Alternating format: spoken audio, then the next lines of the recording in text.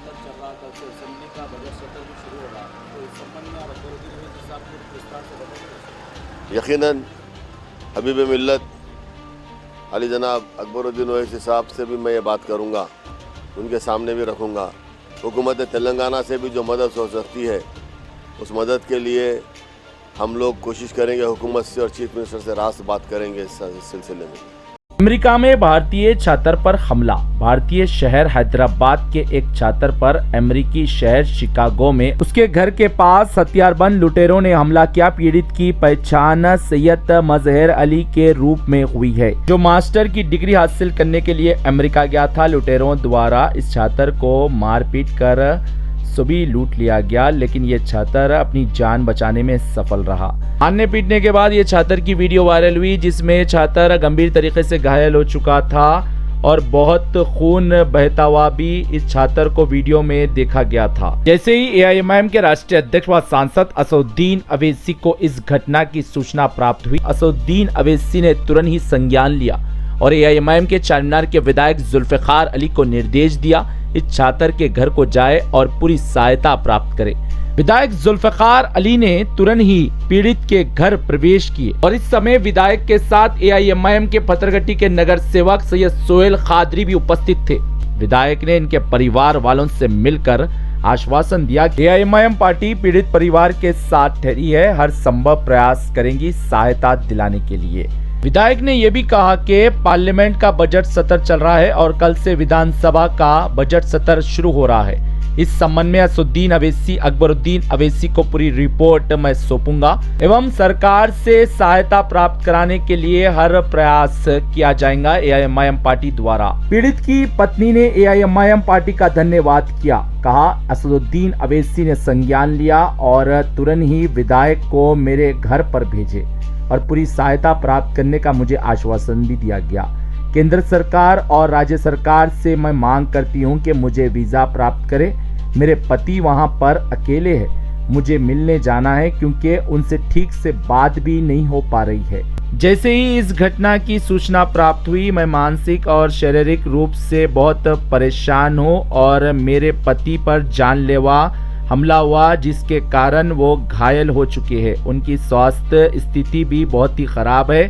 मैं मांग करती हूं कि मुझे वीजा प्राप्त करें। 3 छोटे बच्चे हैं। इस घटना के बाद पूरा परिवार चिंता में है और परेशान है और मैं जाना चाहती हूं। ब्यूरो रिपोर्ट, भारत की तरक्की। मैं और सोहेल खादरी, कॉरपोरेटर पत्थरगट्टी, सदर मोहतरम नकीब मिल्लत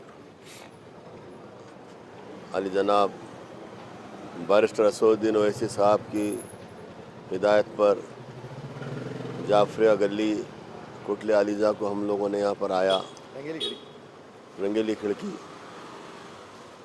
जिसमें सैयद मज़ाहिर जो अमेरिका को मास्टर्स करने के लिए गए थे, उन पर 4 तारीख के रात